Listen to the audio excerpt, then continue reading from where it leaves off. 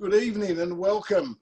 I'm Nicholas Brash, Director of the Melbourne Jewish Book Week, and I'd like to start by acknowledging that we meet tonight on the lands of the First Nations people and pay my respect to elders past, present and emerging, and to any with us tonight. Welcome to the second Tuesday of the month, also known as Melbourne Jewish Book Week evening. Before I introduce tonight's guest, I'd just like to thank Melbourne Jewish Book Week's major sponsors, the Crystal Fund, Sunraysia Foundation, GAN of Philanthropy, and the Australian Jewish News, and particularly note the support of the Australian Jewish News in these Tuesday evening events and the help they've given us in promoting and partnering with us in these monthly events. Tonight it is my pleasure to welcome Paul Valent and Rachael Kohn. They will be discussing Paul's latest book, Heart of Violence, that I have here with me, and particularly the relationship between violence and love. And we had planned to have this in our May in-person event. Unfortunately, for reasons that we're all aware of, that wasn't possible, but we're delighted that we're going to have that discussion tonight. If you have a question at any time, please post it in the Q&A section. You'll see a little Q&A button at the bottom of your screen. We'll certainly try to answer it towards the end, but please note that we usually get more questions than we can ask. Please join me after the discussion. Don't disappear at the very end. I want to tell you about some upcoming events and also about a book giveaway for those who have attended tonight. Just to introduce Paul Valent, a retired psychiatrist and traumatologist, was founder and long-term president of the Child Survivors of the Holocaust Melbourne. He's published numerous papers, book chapters, and encyclopedia entries. And this his fifth book, Heart of Violence, Why People Harm Each Other, has some extraordinary ideas about the linkage between violence and love and the reasons for violence. And we hope to explore them tonight with Rachael. For those who don't know Rachael, Rachael is an award-winning broadcaster, author, producer, essayist extraordinaire, and most recently the guest editor of a special issue on fear of the Bonhoeffer Legacy, an international journal that's coming out early next year. We might ask her about that at the very end as well. It sounds fascinating. But for now, I'd like to hand over to Rachael and to Paul for this evening's festivities. Over to you, Rachael. Thank you.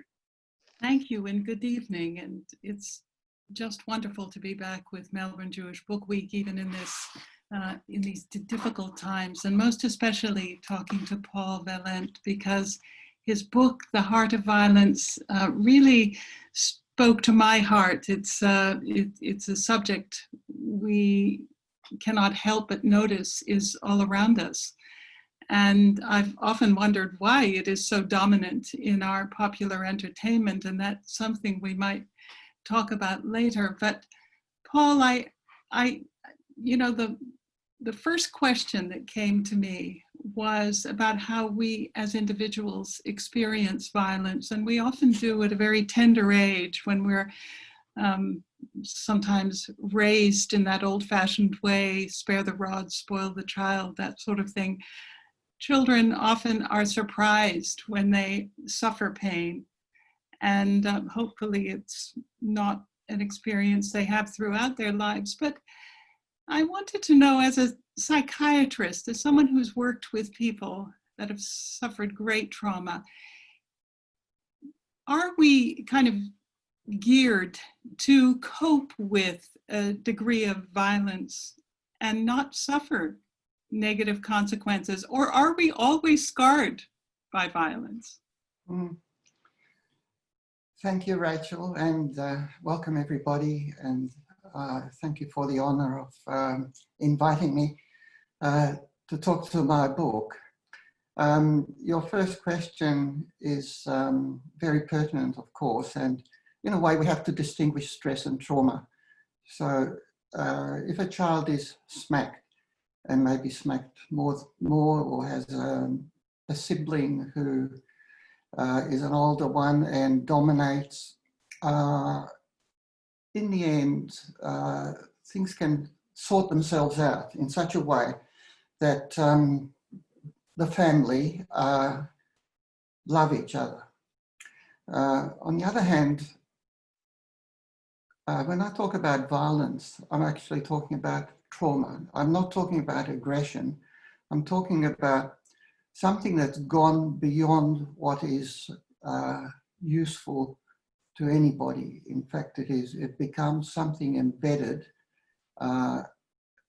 somewhere in the mind, in the brain even, which does cause, like a wound, either it keeps on being an open wound, or at least there's a scar and a vulnerability. So yes, we can get over certain aggressions. Violence is seared into our minds, and I think it does stay with us. Well, speaking of being a child, you were a child of the Holocaust, and as you just said, violence sears into the mind. But for a long time, you didn't call yourself a child survivor. Why not? And what changed in you that made you able to accept that label? Well, yeah, the story is that, I was in Budapest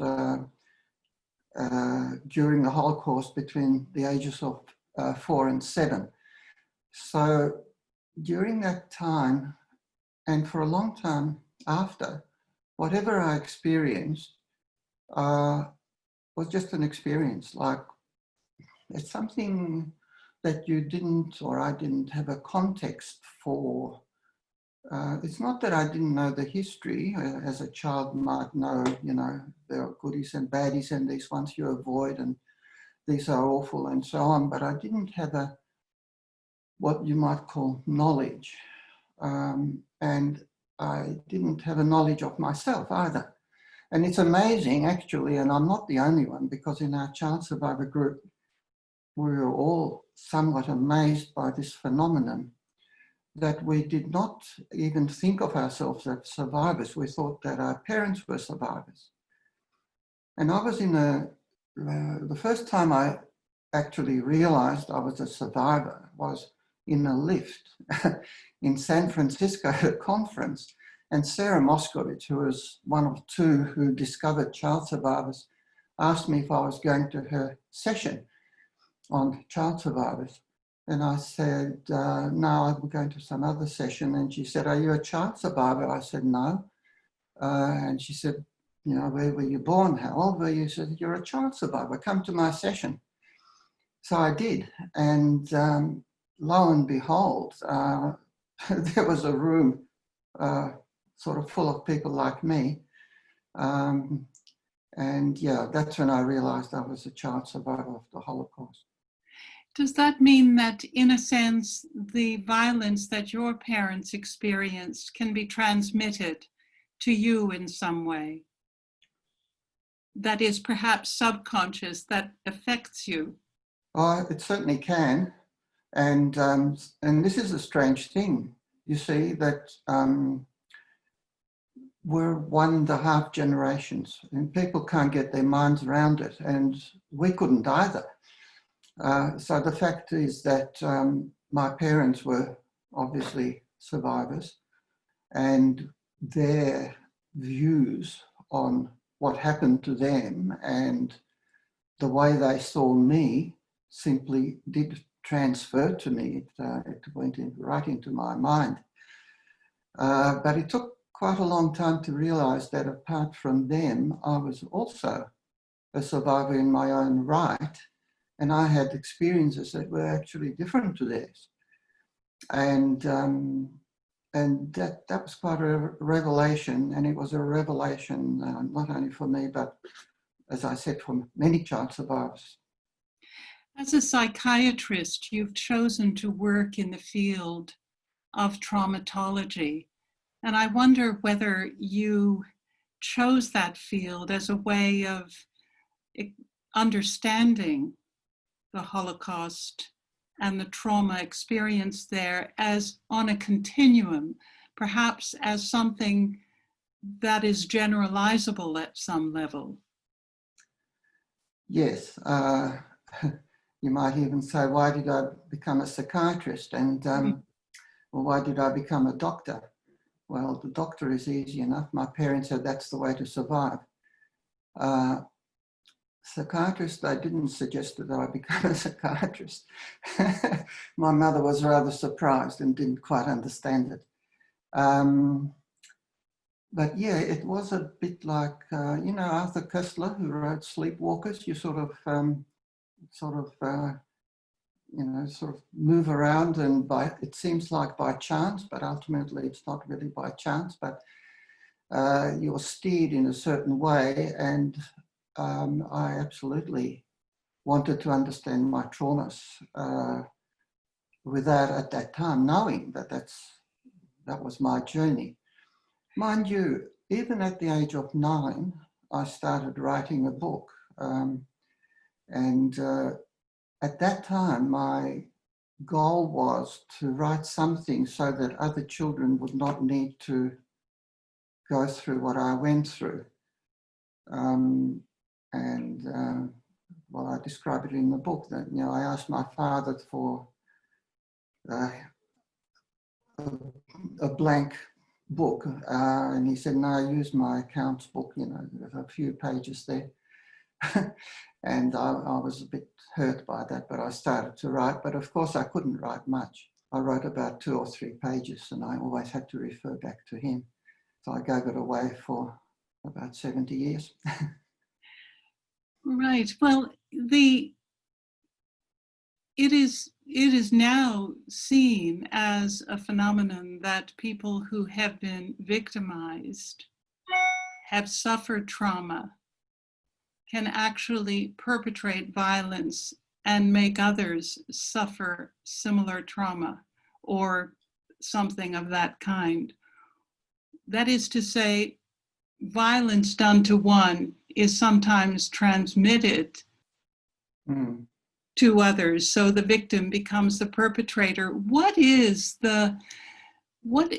there a factor that makes a victim turn into a perpetrator? Because that is not necessarily always the result. Many people who survived genocides do not end up being perpetrators of violence, but some do. Yeah. So what is it that makes a victim turn into a perpetrator of violence? Yeah, like you said, that you don't need to turn necessarily into a perpetrator if you've suffered and you were a victim. There are different trajectories, and one of them is that you stay a victim. That's quite a common one, in different ways, and people will notice that they can victimize you. You can become a healer. In other words, you want to deal with the trauma in such a way that you neutralize it and be it mainly probably in others. So that's what I became as a psychiatrist. And then, as you say, there's this transgenerational transmission of trauma, but also of perpetratorship. And in that case, a child learns that that is the way to survive. And often the parent who's the victimizer will bring up the child. Lonnie Athens, there's a book by him called Dangerous, the Making of a Dangerous Violent Criminal. So that kind of father will hit the child or victimize the child and say, you're weak. You've got to be strong in this world. You're either a victim or you're a victimizer. You hit or you are hit, and demonstrates it. And that way, through a lot of pain, really, a lot of torture, a child eventually says, aha, yes, actually that is the way to survive. And then the child becomes a perpetrator. But it's not an easy process.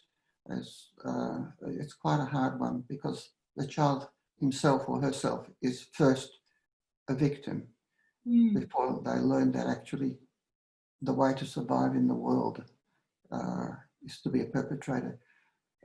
You kill or you are killed. That's the sort of lesson that such a child learns.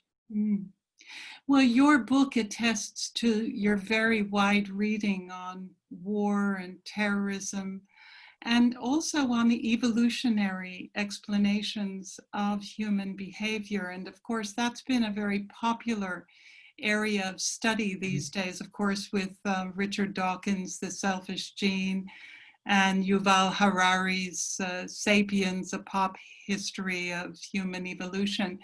I wonder, and of course, there is certainly something to those biological explanations and evolutionary explanations, but how much do you think we can rely on explanations of instinctual violence as you know, part of the makeup of human beings? Well, I think we do have the genes and we have the capacities. But I had an insight a long time ago when I was walking my dog to the local park. And you know how dogs sort of have a go at each other? Well, what I noticed was that they don't always, and they don't forever. So in other words, there's a kind of, you know, let's see, you know, who's going to be the top dog, as it were. But when that's sorted out, the violence, the potential violence anyway, does not eventuate. So in other words, you can have the capacity for, in this case, aggression rather than violence. I'd like to talk about violence as against aggression in a minute maybe, but the capacity for aggression in this dog was there, but it needn't express itself. So what I'm saying is that, yeah, we have the capacity for aggression, and we also have the capacity as humans for violence, but it needn't, it's not like an instinct, you know, like Lorenz also, he was an ethologist, who said that on aggression there's and Freud also said, you know, we have this innate aggression and it needs to be expressed, otherwise we become neurotic or something. But I don't believe that. I think we have a capacity to defend ourselves or to compete with others or to hunt each other, if it comes to that, but we don't necessarily express it. It's not like a pressure cooker that needs to boil over. I must say, I've always been very impressed when I see these collections of dogs in parks at how well behaved they are most of the time. They really do like each other's company. But let's dig a little bit deeper into that biological basis of behavior. I found most compelling in your book the analysis of the left brain and right brain interaction. It's something that's going on all the time, and yet most of us are not aware of it. We don't know about it, and I'd love it if you could explain how that works, what the both sides of the brain represent. And I wonder also if you as a psychiatrist have ever made diagnoses on the basis of the left brain, right brain interaction. Yes. I feel that I'm lucky really that trauma and traumatology evolved in my lifetime, in my professional lifetime, but also that the discovery of the right hemisphere of the brain.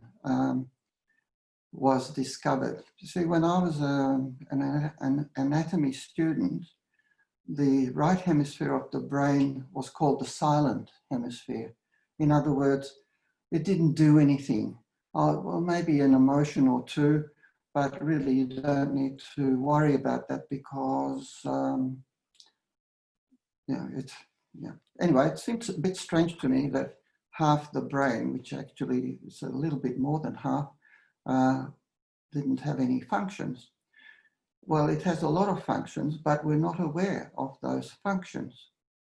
Now, you might say, oh, is that the unconscious? I don't like the term because unconscious is associated with just not having a capacity for consciousness. You know, you might be knocked out and then you're unconscious. So it's the same word, unconscious, if you're knocked out and really your brain isn't functioning. It's not so much unconscious as unself-aware. In everyday life, maybe I'll give a couple of examples. You know, suppose you have a dream and you wake up from a deep sleep and you know you had a dream. You even know that it was an important dream. You might even remember a fragment of the dream, and then it disappears. Okay, so you have an inkling that there's a part of the mind which holds stories or holds patterns of thinking or being or experiencing that disappears and you're not aware of where it came from or anything like that. Another example is in a disaster, people often say, I didn't know that I was capable of it. Or in an everyday time, you know, you might swerve the car and you only realize that you've done it after. And you think, oh, that was automatic. Well, it was automatic, but it was your right hemisphere, which is faster than your left, that did it. And then your left catches up and says, aha, isn't it interesting that I did that? So from our point of view, what's really interesting is that our survival strategies, which include these aggressive ones, which I mentioned before, like defense and competition and hunting, but there are others which are not what we call aggressive or agonistic, are situated in the right hemisphere of the brain. And the other thing that's situated there also is trauma. So you might be, well, you know, I was traumatized, and you tend to forget very quickly, actually, if circumstances allow your particular trauma. And that's in the right hemisphere. I'll give you an example. If I just may, for 1 second. After the Ash Wednesday bushfires, 3 or 4 days after, the local GPs were inundated by people with physical symptoms, which they dissociated, or people say disassociated, from the bushfire, but it was quite clearly related to the bushfire. So those symptoms were in the right hemispheres of their brain, but they were not aware of their significance or where they came from. Sorry, I interrupted you. No, so that dissociation is actually a kind of survival mechanism because it can cut you off from the pain or the trauma that you experienced, but can allow you to perhaps forget it and to operate as normal or what you think is normal. Is that what you're saying? Yeah, that's exactly right. An extreme example is, say, a soldier whose leg is blown off and he crawls to the tent where he's going to be looked after. But he's not aware of it. He doesn't know that his leg's been blown off and he doesn't have the pain. It's only when he's in safety that he experiences the pain and realizes what happened. So that's an extreme dissociation.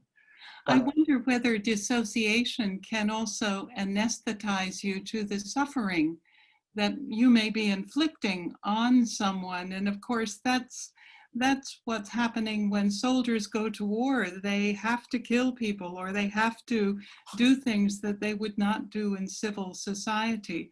And we're now seeing soldiers called to account for certain conduct that they had overseas. And I'm wondering how that is related to the esprit de corps of soldiers going to war. In some sense, it sounds like dissociation has a positive, if not necessary, role in combat. Yes, dissociation, well, it can be also quite subtle. For instance, soldiers who go to war, suddenly when they are actually in combat, they're in a different world. It's not quite what they imagined. And what can happen is that they dissociate parts of themselves. So they might dissociate the reality, and we call it derealization. So it's as if they were in a dream, and they describe themselves as sleepwalkers. Or they might look with amazement or fascination at bombs falling. So it's like, again, derealization. Or they might feel that it's not them, that they are not real, that they are actually in a dream.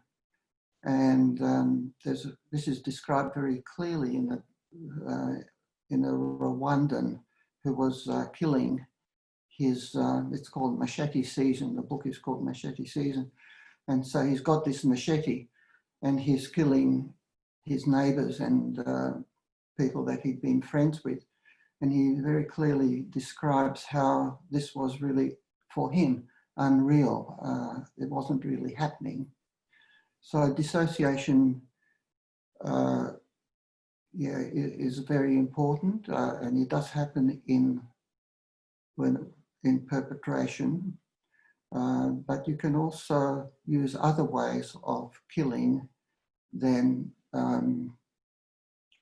you can certainly dissociate the humanity of the person that you're killing, but at the same time you might actually believe that they are your enemy, or if you don't kill them, they will kill you, or that they are vermin, or that they are germs that have to be eliminated. So the mind is actually fairly flexible in different ways, yes. Well, indeed, I think most of the studies of the Holocaust have identified this process of dehumanization of Jews, most especially through the propaganda machine of the Nazis.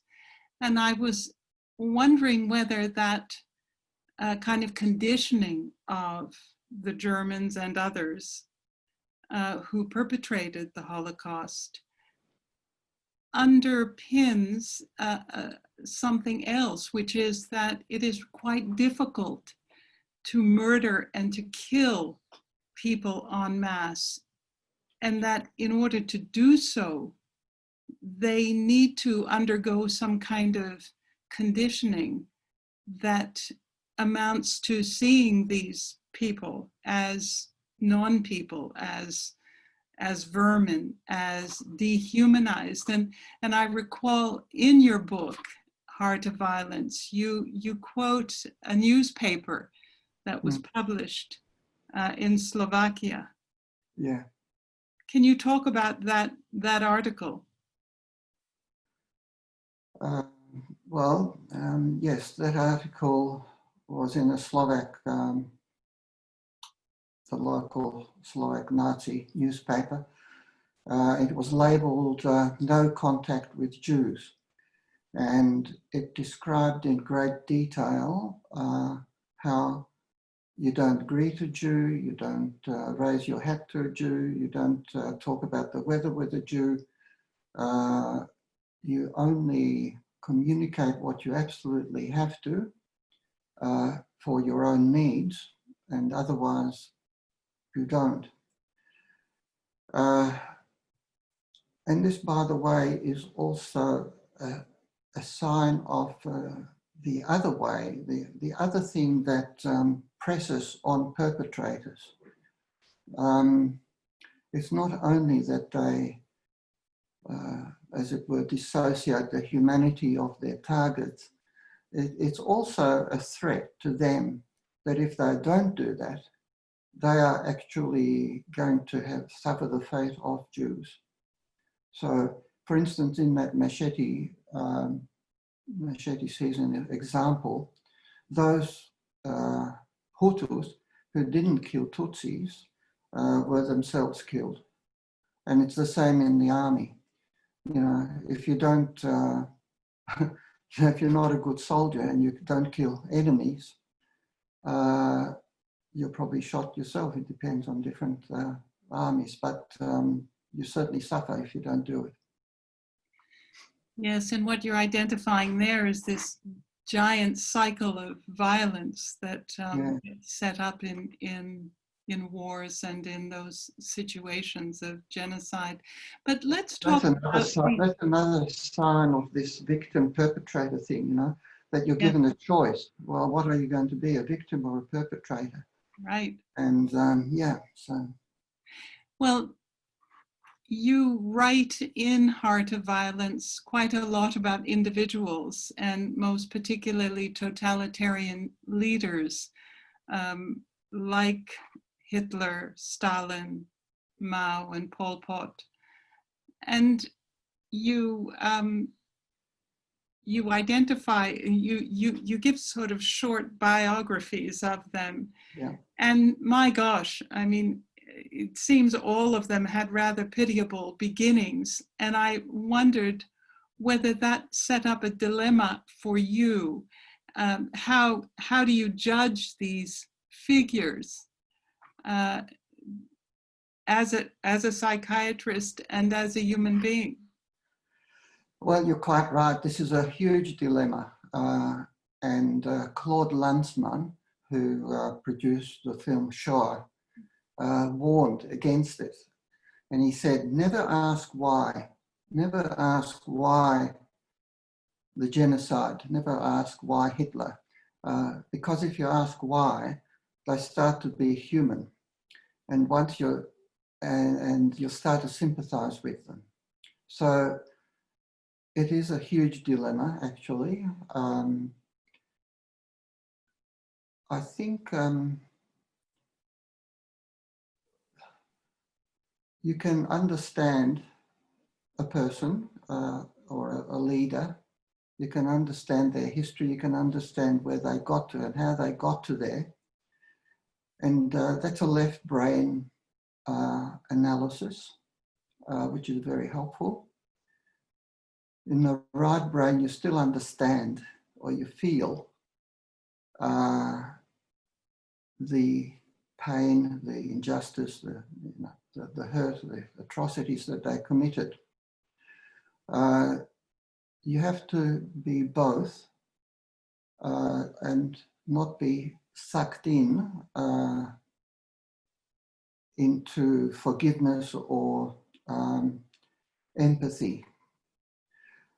You can use empathy to understand, but not to forgive. In other words, the emotional outrage of the atrocities that they perpetrated is still part of yourself, and it's valid. But at the same time, another part of your brain understands how come that this person did what he did. I think it's a terribly, terribly difficult journey, especially when you were a victim of such a person, like I was thinking of Hitler.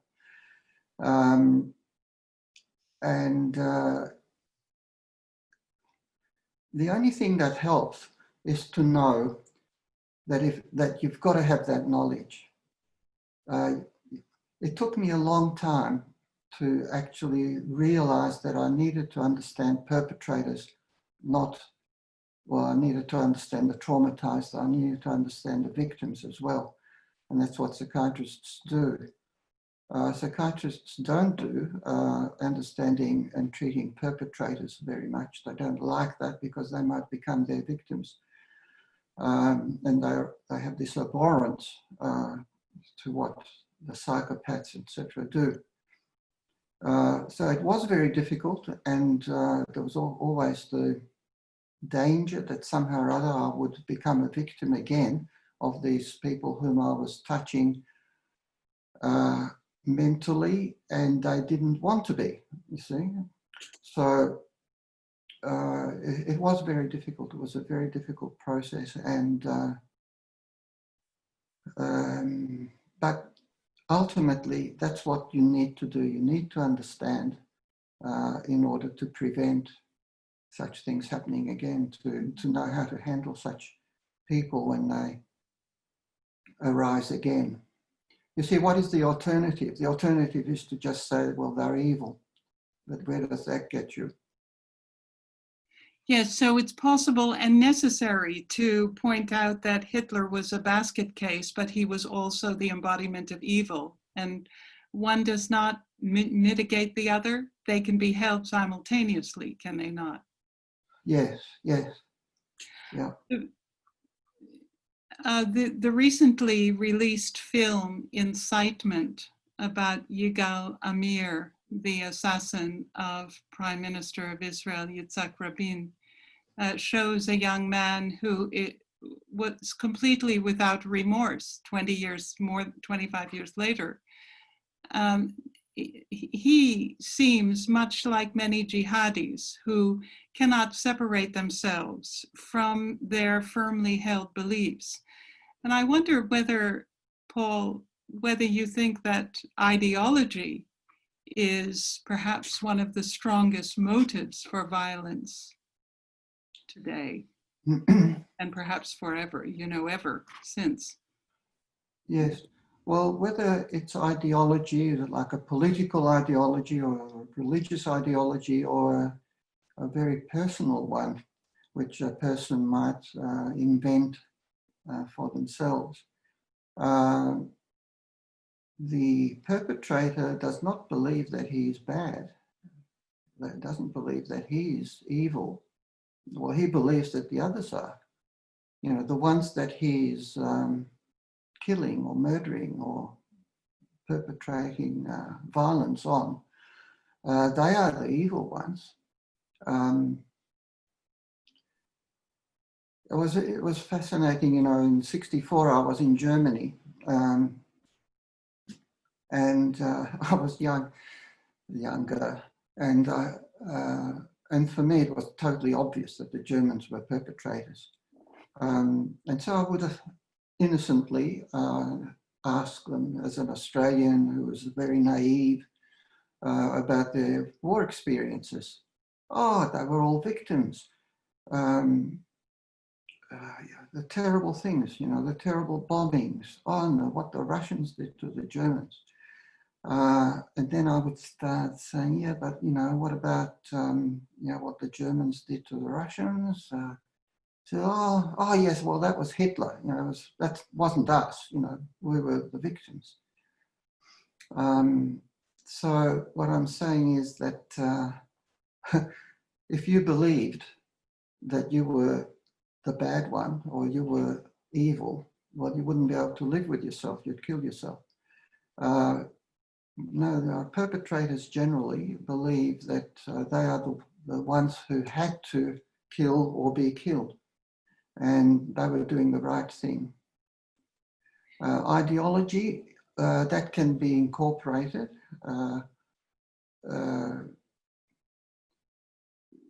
Yeah, that's a pretty human thing. We're now getting into where humans commit violence as against animals, where we get away from these, it's not that the instincts are gone, but they are utilized for purely human type psychology, which might be violence in the name of an ideology, violence in the name of a religion, violence in the name of a nation. All these violences are very much in the minds of the perpetrators for the good of themselves, their families, people they love,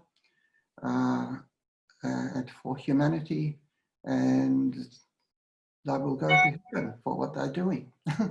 Yes. So in other words, perpetrators don't think that they are bad. Well, Paul, just quickly, I want to save some time for the questions, but I have a couple more. And one, we've been talking about ideology and about biology, but what about the mob? You know, we're seeing today the BLM movement. It's ideologically driven, but a lot of people just seem to gather into these phenomena in cities and start looting and throwing rocks and stealing stuff and being violent, even causing injury. And I wonder about that. What's going on when people feel, are they terrorized? Are they attracted to violence, that they themselves want to be part of it? What about that part of our, part of the story of violence? Well, it is said that if you're a happy, loved, wealthy person, you don't go out into the streets and throw rocks. So there is a sense that you're being attacked. Something very valuable of yours is attacked. You know, maybe you live in poverty from hand to mouth. That's quite common.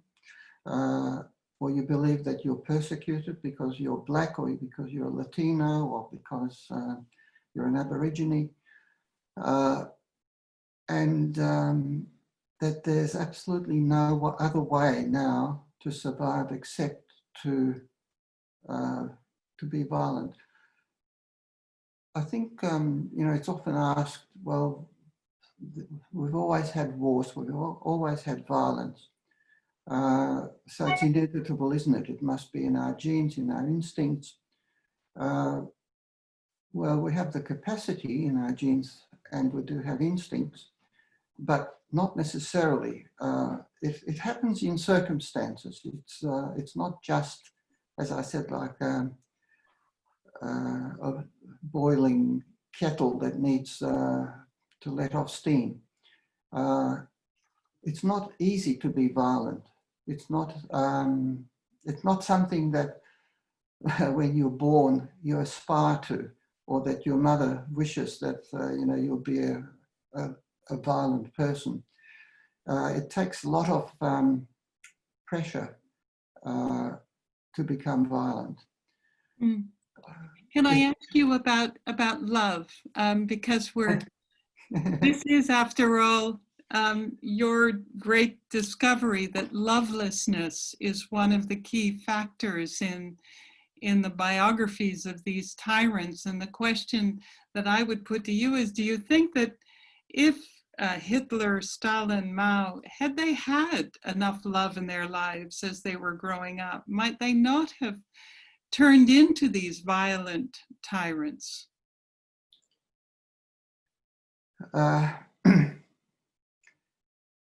Yes, that's the thing, that there's always, when you look into, say, a person who's been violent, or a perpetrator, or in my therapy, you know, I mean, therapy of others, it's been quite a discovery, because love doesn't get a mention in psychiatry or clinical psychology. It's as if that belonged to the humanities, not to science. But actually what you ultimately find is that people have been deprived of love. It's quite a desperate thing, actually, to realize that you're not going to have love. Hitler himself said, actually, nobody loves me except Wolf, you know, his dog.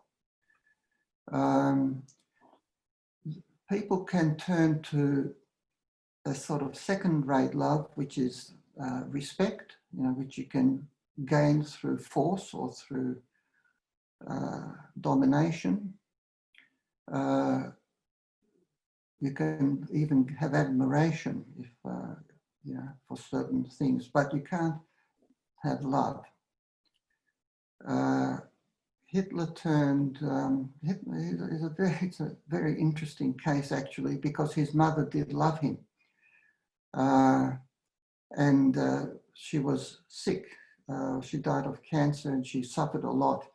And she had a Jewish doctor, Dr. Bloch, and he was the only Jew that Hitler saved. And Bloch, actually, when he was interviewed later about Hitler, he said, oh, he was a nice boy. He loved his mother. But when he lost his mother, that was the end of love. And there was only, that was it. He could only be nasty and a perpetrator. Now his father, he became a bit like his father, who was a perpetrator and who beat him mercilessly as a child and humiliated him mercilessly. Mm. And so he took over from him. There is, I hate to say this, but there is this very awful mix and Stalin also, his mother loved him. His father didn't. He was a violent alcoholic who beat him and so on. Similar, by the way, similar to Yigal Amir, by the way. Yes, sorry, I don't know about his background. I just thought he was psychotic, but anyway, I don't know. But that's the awful thing from my point of view, is that these are the perpetrators who have a lot of other capacities that they did derive from in these cases, mothers, where they have tenaciousness and perseverance and they follow their goals, but they are not the everyday violent perpetrator. Paul, I'll have to go to some questions from the audience now. Okay. Okay, and I'll come back to one last one from me. Hopefully there'll be some time. Michelle Wright asks, it would seem that males are more inherently violent than females. What do you think? They are. It was thought to be due to their Y chromosome or something. I think it's actually because they are more powerful. On the whole, they are stronger, and so they can subjugate, say, women. I think they also are made genetically more for aggression than women. And biologically or socially, women who bear children and breastfeed and so on are not in a state to be violent or aggressive. On the other hand, if so happens that a woman is more powerful than a man, in marriages or in partnerships, it's often the woman who can then be violent.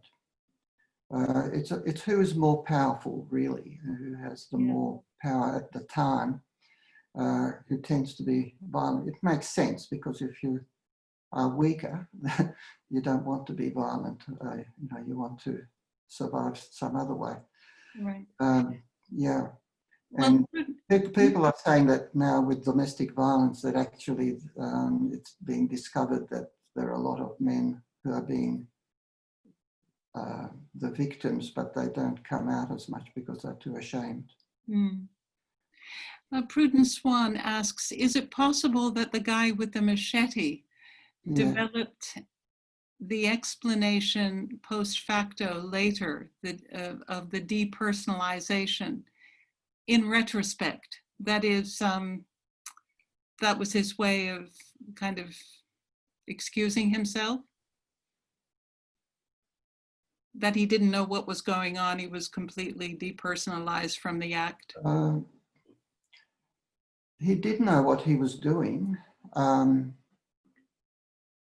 He didn't say that he didn't know, but he was in a state where there was no choice. And in fact, the more he did it, the better it was for him and his family. I think had he known what he was doing and that it was wrong and had a conscience about it, he wouldn't have done it. And then he might have died himself.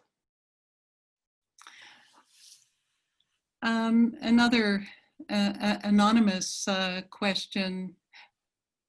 Why did the Germans try to cover up their crimes if they thought they were doing good? Or doing the right thing? Hitler was in some ways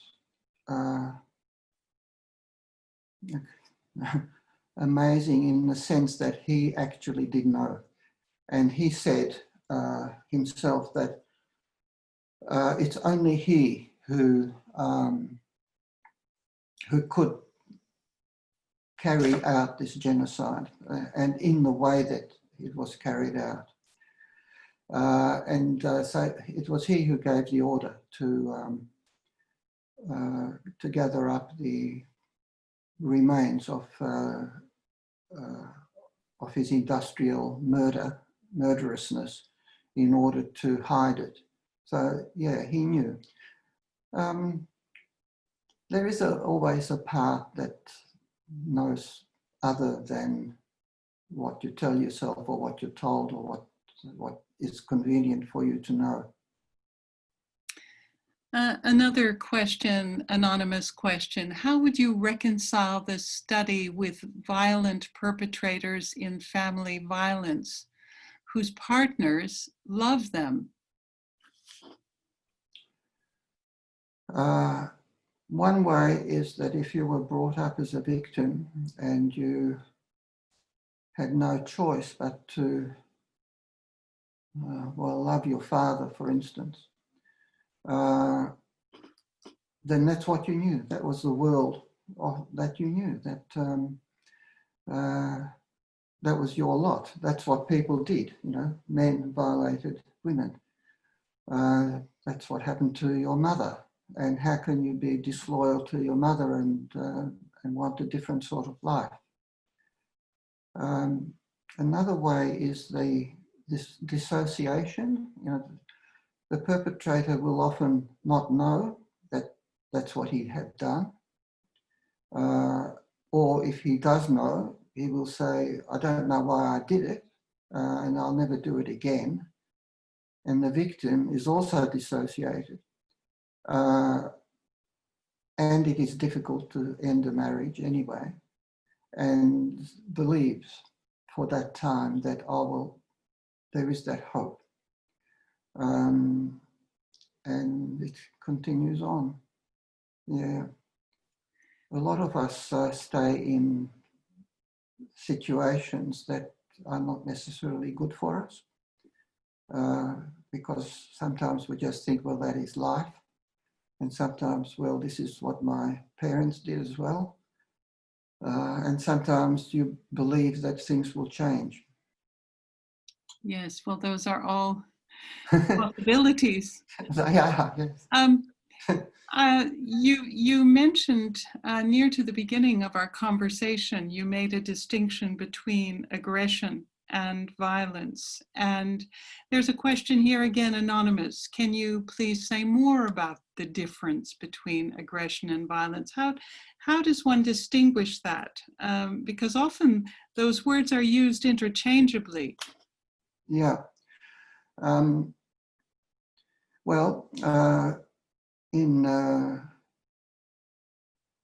violentology, which is a science that I have coined,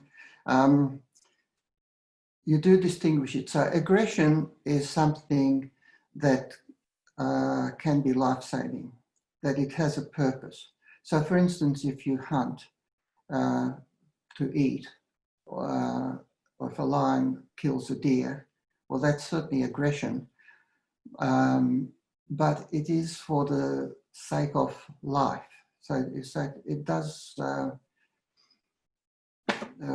come under the rubric of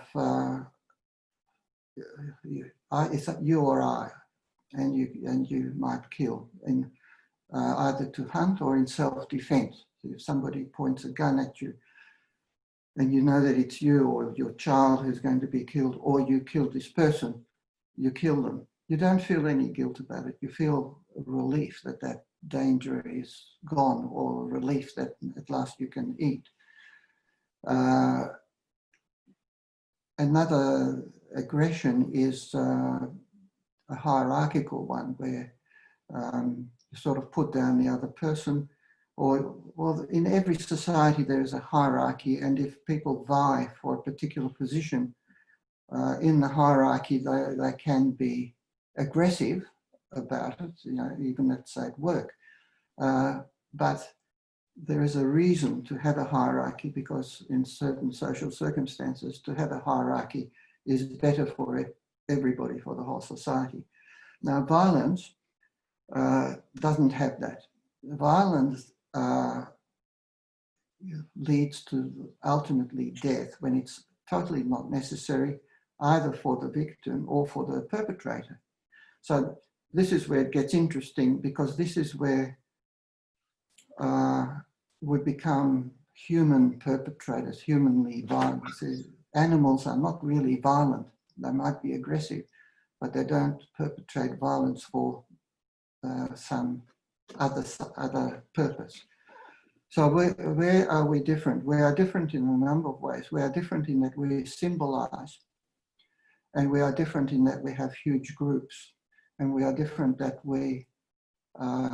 our brains have developed further than animals. And how does that work then?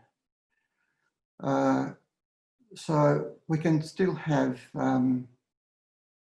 suspicions of others, which harks back to early jungle types, where animals are suspicious of each other. They don't like territorial intruders. They don't like animals with other smells, because there is some kind of danger.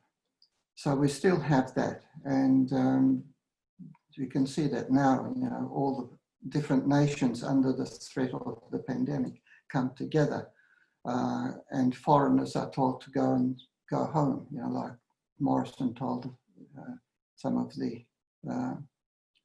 people here.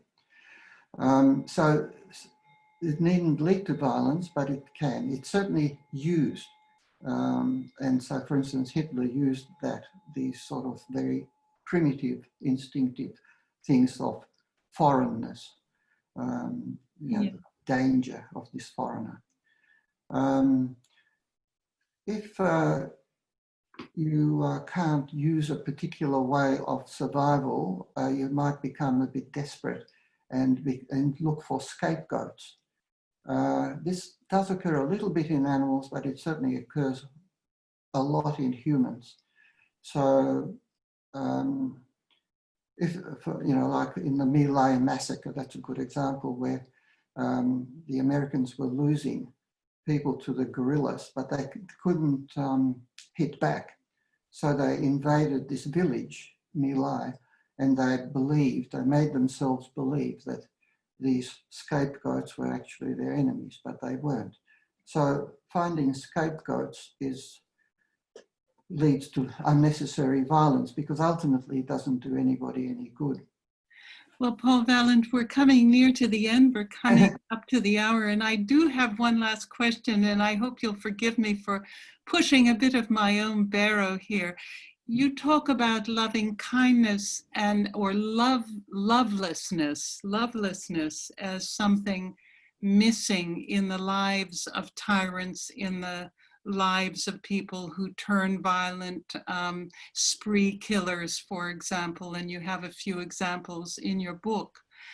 if loving kindness is what is missing in their lives, could it be said that religions which teach loving kindness and the sacredness of life, as in Judaism, are one of the great preventers of violence? And I say this also based on some major research that has been done in the States, More God, Less Crime by Byron Johnson, in which he examines a great many communities across the US, showing that those communities that have a lot of active church going have far less crime, far less violence in those communities. So does an argument like that have any purchase for you as psychiatrist? Look, Rachel, I'm sorry if I'm going to, I don't think I'll be offensive, but I hope you don't mind. It doesn't have much purchase. I'll tell you why, because I used to believe in God, but once I understood, and I was still a young boy, what happened in the Holocaust, I could not believe in a generous, kind God. And you might say that, well, we don't know God's mind and maybe he had some purpose in all this. But, you know, if innocent children and babies had to be tortured and murdered for something that God had in his mind, well, he's a strange God to me. So I don't really believe it. I wasn't actually asking you about God, I must say. I was asking you about okay. The traditions and practices and teachings of religion, which are about the sacredness of life, about loving kindness, about generosity and charity, and respect for parents, respect for others, because they are made in the image of God. Well, again, we come to God. Look, I think the good thing about religion is that it can be used for almost anything. And religion has been used for violence, and you've had religious wars, and yeah, religion preaches nice things, but it also preaches killing your enemies and non-believers, and you know, I don't think that the evangelicals in America currently are, you know, particularly loving, you know, full of loving kindness and so on. But I don't want to negate what you're talking about, because I do believe that it is not only survival that we live for, that actually we are willing to sacrifice ourselves for something higher, if you like. And this again is a human thing, because we have love. We do love our groups, we do love our families, and if they are in danger, we are willing to sacrifice ourselves for them. But even more than that, or alongside that, we are also willing to sacrifice ourselves for symbols. Sometimes they are not nice symbols, you know, like national flags and that sort of thing, but ultimately for symbols of love and for love itself. Because it's like, you know, not by bread alone. Humans need fulfillment. And we only survive in order to fulfill our lives. Otherwise, survival doesn't have meaning, and for a human, it doesn't seem to have purpose. You always, if you do whatever you do to survive, there's always something beyond that. You have a dream beyond that, that things will be, well, something like paradise. And in paradise, there's lots of love, there's peace, there's interchange, there's cooperation. That is what people strive for in the end. No matter how awful the perpetrators, in the end, that is the sort of thing they have in their minds that they are killing for or are violent for. Well, Paul Valent, I hope that in paradise there are a great many books, and ones like yours that have been so interesting, and I would strongly recommend it to anyone. And I thank you so much for speaking with me this evening. And thank you, Nick. Thank you. Thank you very much, Rachel. Thank you, Rachel and Paul, so much for that. And I think the last question and the response may well have to be the topic for a forthcoming session at some point. I think we could have had at least an hour and a half just on that. Paul, thank you so much for your insights and sharing your experience with us. And Rachel, the questions that you asked were just outstanding. It just shows your experience as a broadcaster really shone through tonight. So thank you so much to both of you for that. Before you all go, before you all rush off, I just want to quickly let you know what we've got coming up, because I know you'll want to join us. This Thursday, we are partnered with Readings to present Michael Gawenda in conversation with Sam Lipsky about Michael's latest book, The Power Broker, the biography of Mark Liebler. Three figures I'm sure you are all very well familiar with and would love to hear more about. So go to the Readings website tonight or tomorrow to book for that event. It's this Thursday. Next month on the second Tuesday, a session I'm very excited about. We have Melbourne journalist Isabel Oderberg speaking with Noongar writer Claire Coleman and the writer, Black American and Orthodox Rabbi Shay Rishon from New York, who will be journeying through the variegated terrain of identity and belonging and reconciliation. That's one that absolutely can't be missed. If you do want to miss one in November, no, I'm only joking. In November, we've got our very own Tully Lovey, Bram Presser, and Alyssa Goldstein presenting their summer reading guide. So have your pen and paper ready for their recommendations of what you can read over summer. Hopefully on or close to the beach, but let's wait and see. The best way, of course, to keep in touch with our events is to go to our website, subscribe to our newsletter, and while you're there, press the donate button. We don't charge for these events. We want to continue not charging for these events. There are obviously costs that are incurred, and we rely on donations, so donations are gratefully received. If you haven't read Paul's book, Heart of Violence, please go and go to your favourite bookshop and buy it. I'm sure after tonight you will. So go to Readings, The Avenue, even Jeffries, and buy it.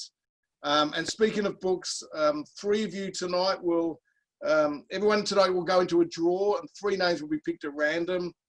And I've got 3 copies of this book by Anne Friedman, Holding On and Holding Out, Jewish Diaries from wartime France to give away. So if in the next day or two you get an email from me asking for your address, rest assured I'm not a Nigerian prince. It is legitimate. Thank you all again. Thank you so much, Paul and Rachel. We had almost 300 people watching tonight, and almost all of them stayed to the very end. And that's a tribute to both of you. So thanks to you. Thank you to all of you. Good night, and see you on the second Tuesday of next month.